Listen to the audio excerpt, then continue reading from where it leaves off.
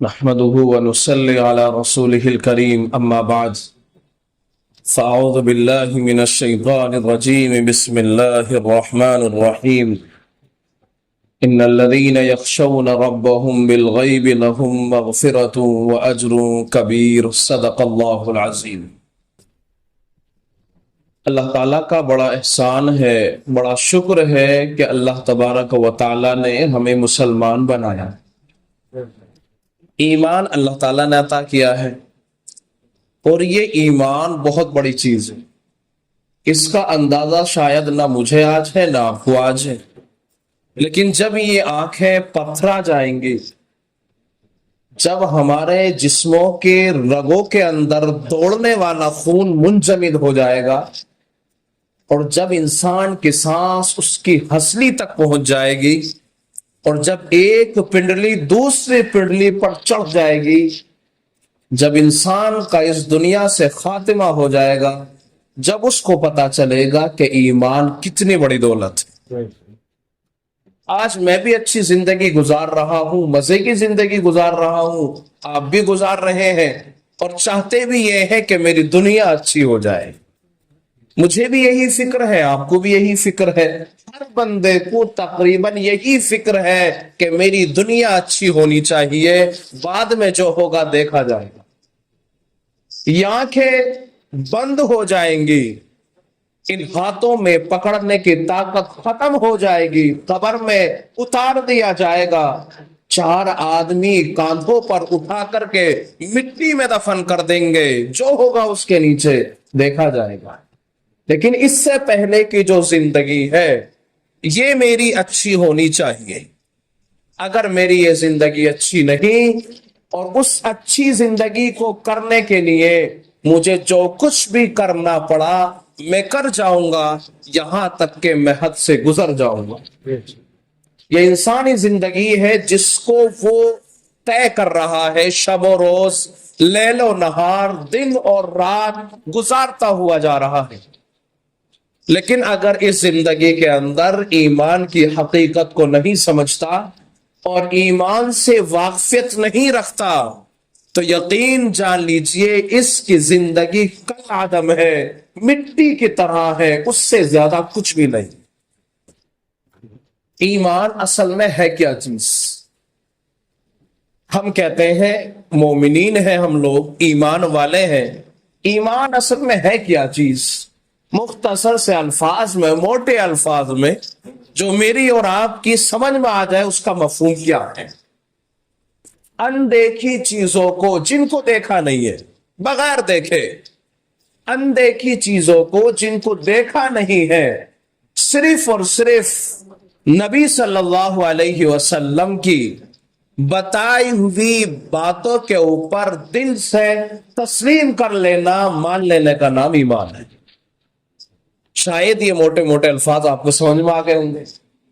ایمان نام ہے اندیکھی چیزوں کا جن کو آپ نے دیکھا نہیں ہے، صرف اور صرف نبی علیہ الصلوۃ والسلام کی بتائی ہوئی زبان سے، آپ کی زبان سے جو الفاظ نکلے ہیں، جو آپ صلی اللہ علیہ وسلم نے بتائے ہیں، ان باتوں کے اوپر دل سے یقین کر لینا، اسی کا نام ایمان ہے۔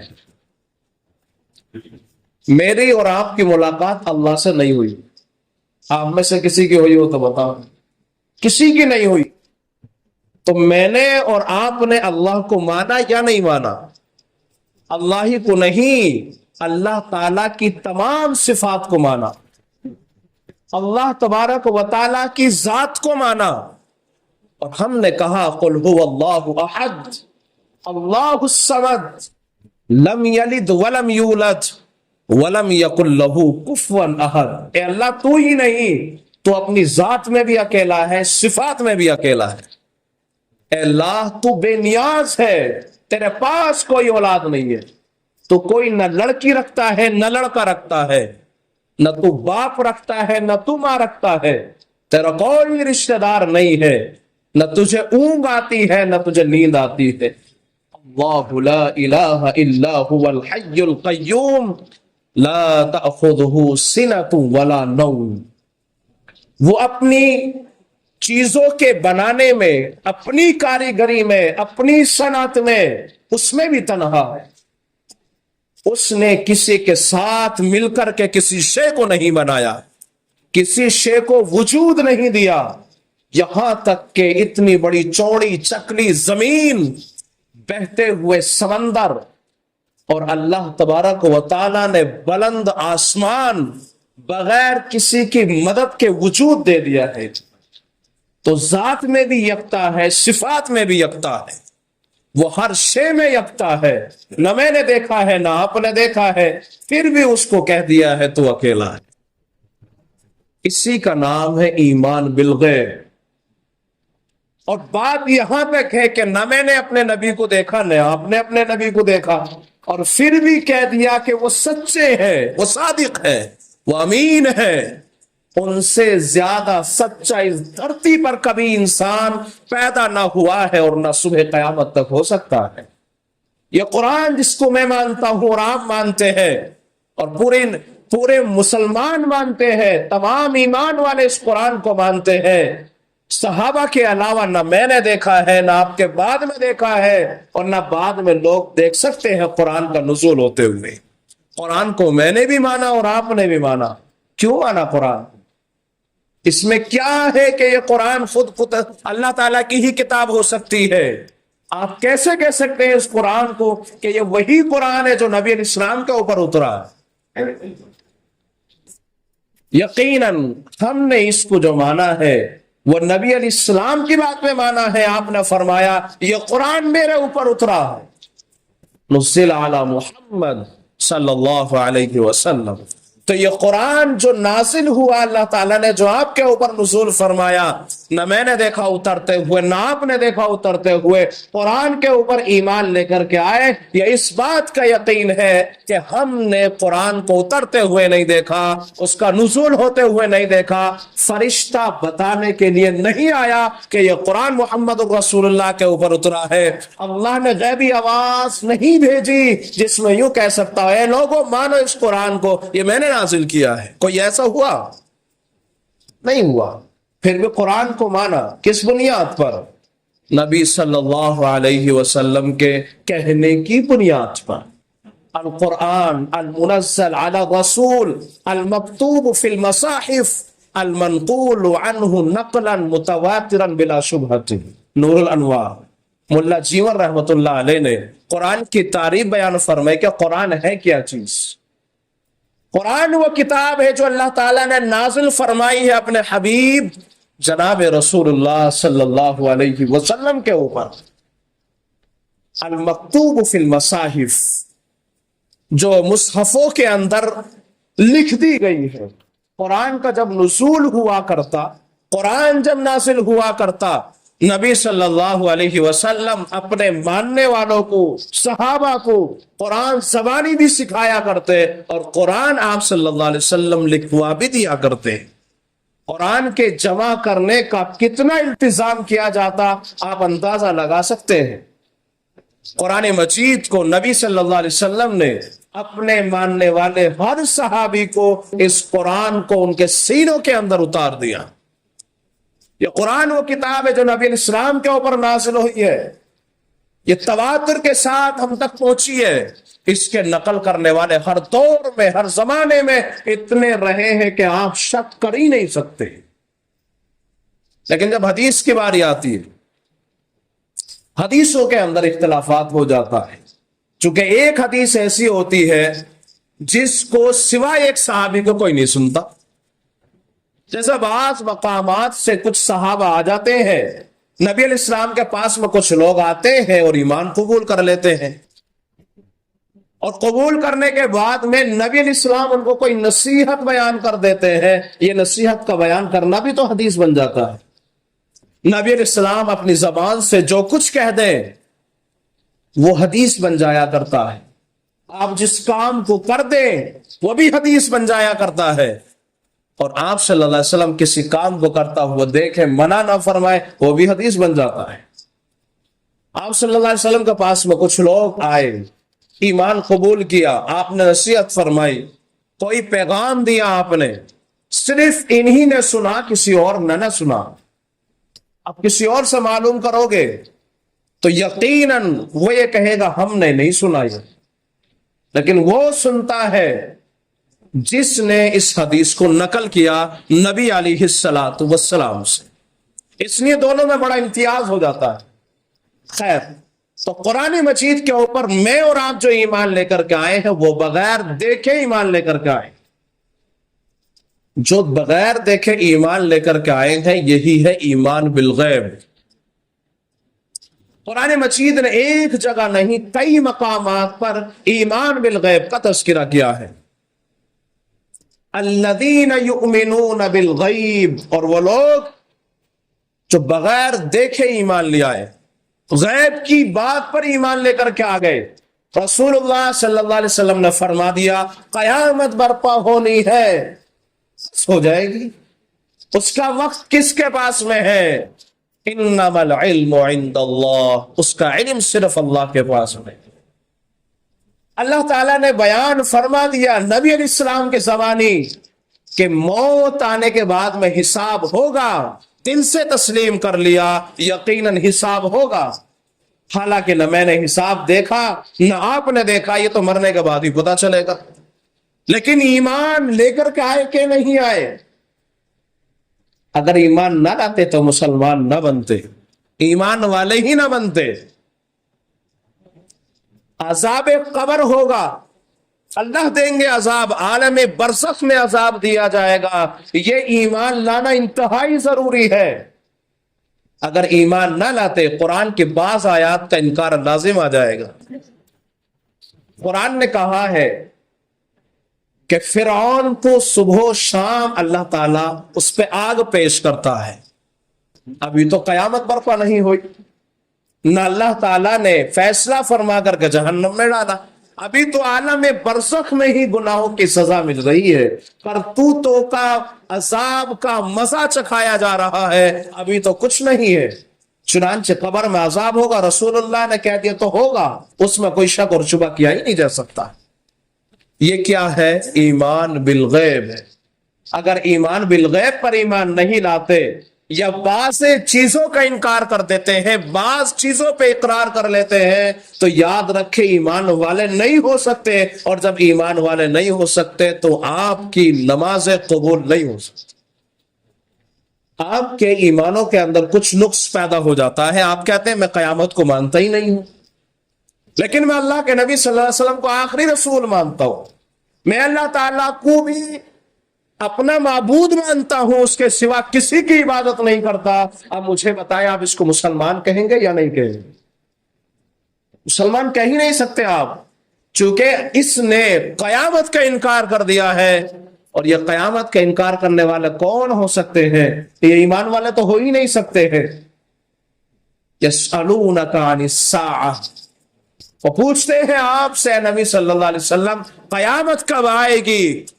آپ کہہ دیجئے وہ تو آ کے رہے گی، وہ تو ضرور آئے گی، لیکن کب آئے گی اس کا علم اللہ کے پاس میں ہے، اور یہ قرآن اس کے اوپر شاہد ہے۔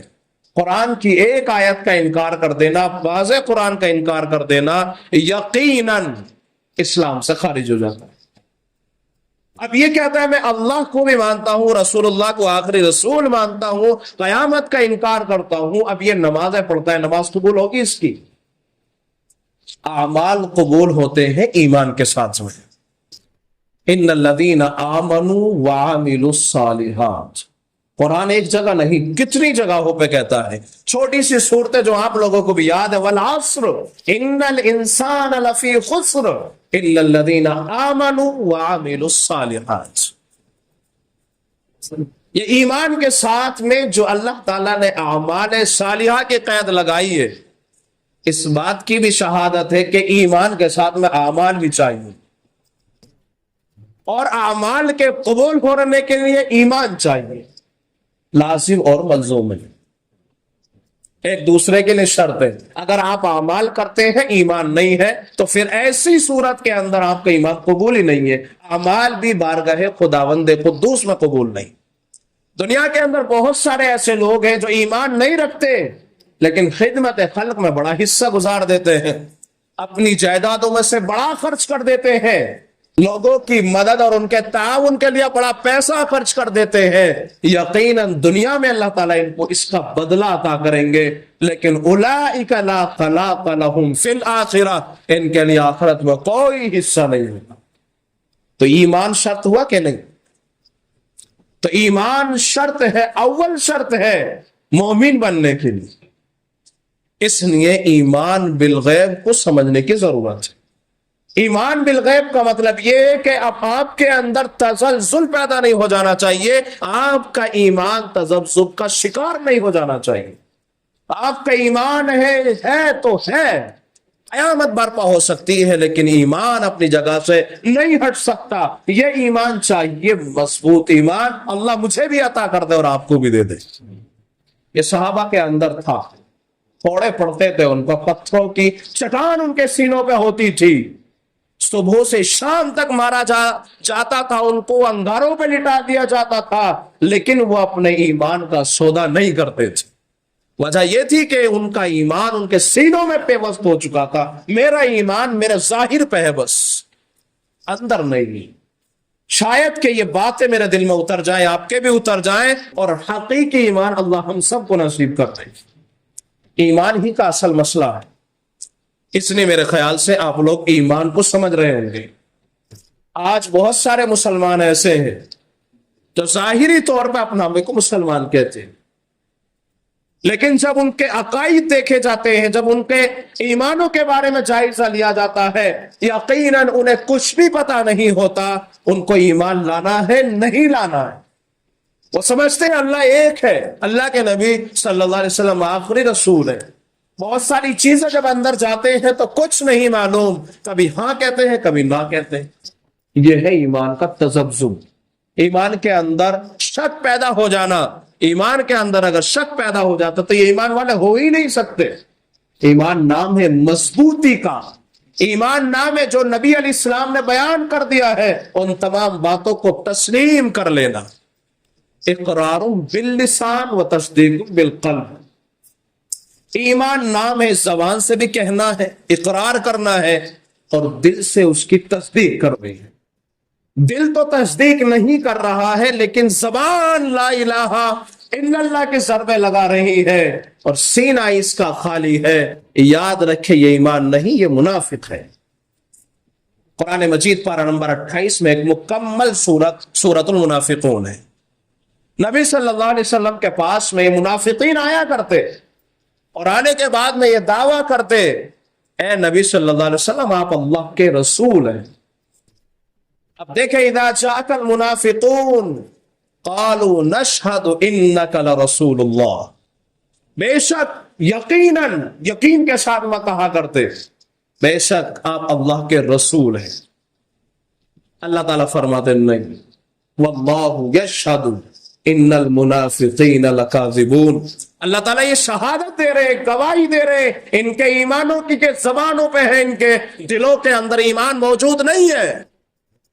ان المنافقین لکاذبون، ان کی جھوٹی گواہی جو اپنے ایمانوں کے بارے میں ایک دوسرے کو دے رہے ہیں یا اپنی زبانوں سے کہہ رہے ہیں، اے نبی صلی اللہ علیہ وسلم یہ جھوٹے ہیں، یہ کذاب ہیں، ان کی زبانوں میں کچھ ہے اور دلوں کے اندر کچھ ہے۔ اس کا مطلب یہ ہوا جس طرح آپ اپنے دل سے مان رہے ہیں، زبان سے بھی کہیں، اور جیسے زبان سے کہہ رہے ہیں دل سے بھی مانے اس کو۔